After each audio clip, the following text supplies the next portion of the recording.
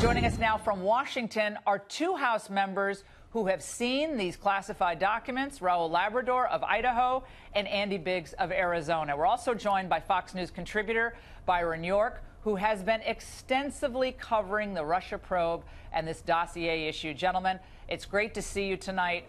Congressman Labrador, I want to start with you. I started getting calls. I'm here on the West Coast, but I started getting calls about this at about, I don't know, 6:30 in the morning Pacific time by congressmen who started to read this report. And they didn't reveal anything they weren't supposed to, but they said, Laura, whatever you do, the people have to know what is in this. This has to get declassified. Tell us how we can declassify it and whatever you can tell us about what's inside. Great, Laura. Thanks for having me on your show. This is so important.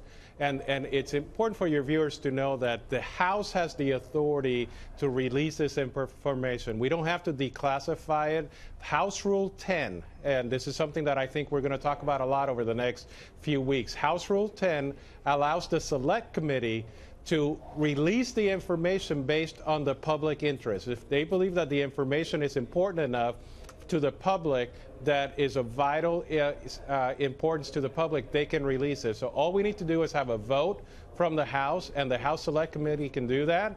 And I think we need to do that immediately. In the next week or so, I believe that the American people need to see everything that is in this document. I cannot tell you, Congressman Biggs can't tell you either about what we read today, but people will be shocked when they see this information. Congressman Biggs, before we get to Byron, and we are going to hit on this immigration debate and the government shutdown and the Labrador's legislation, all that with Byron and you guys. But on this issue of the release of this report, is there any national security concern about releasing this document that you can see? Now, you've read it. Anything that Paul Ryan could point to avoid a move to declassify or a bureaucratic administrative move to release its contents? I don't think so. I saw nothing in there that releasing it to the public would have any negative effect on our national interest. In fact, I think it's just the opposite. I think the national interest is harmed by keeping it a secret from the public. I think we have to be transparent. We have to get this out there. It is so vital, so important. And I think Americans are going to be as outraged as I know Raul and I are, and many of my colleagues who've read this. It has to get out. And I don't believe you can hide behind the shield of national security interest because the problem is just flipped on its head. And you'll notice it was Democrats in that committee that don't want it released. Not one voted to release it. Yeah. All right, Byron, I want to go to you on this. I heard, again, 4 people, congressmen, this morning, and people very high up in the Justice Department and the FBI could very well lose their jobs if this report goes public. Do you believe that, given what we've heard from Glenn Simpson, who's the head of Fusion GPS, he said he was trying to like poo-poo the idea that, you know, they really moved on the dossier with the, you know, with the old administration. How explosive could this be? Well, it could be pretty darned explosive. You and I are the two people here who haven't actually seen the document, but we've been hearing about this for quite a long while. What's been interesting is the investigators in the House have been kind of in a box for months. They were learning things of great public interest, but it was classified and they couldn't tell the public.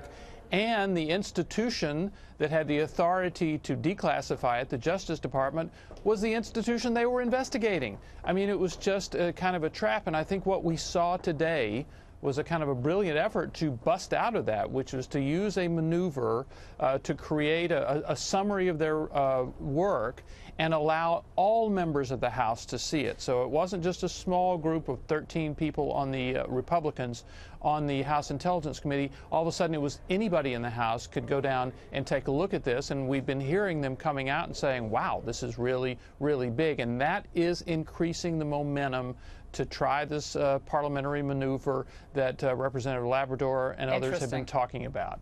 And they also, at the same time, I guess, Congressman Labrador, the Democrats were okay with releasing the Glenn Simpson testimony, correct? They were okay with that. We're going to play a snippet of that for our viewers. It's important for them to see what the founder of that Fusion GPS said. Let's watch. Oh, we don't. Oh, sorry. It's a full screen. Sorry about that, guys. He was asked, did the FBI ever reach out to you or Fusion GPS in relation to the matters that Mr. Steele informed them upon? He said no. You've never heard from anyone inside the U.S. government in relation to those matters, either the FBI or the Department of Justice? Answer, well, after the election, during the election, no. Well, what did you hear after, and from whom and when? I was asked to provide some information to the Justice Department. Question, by whom and when?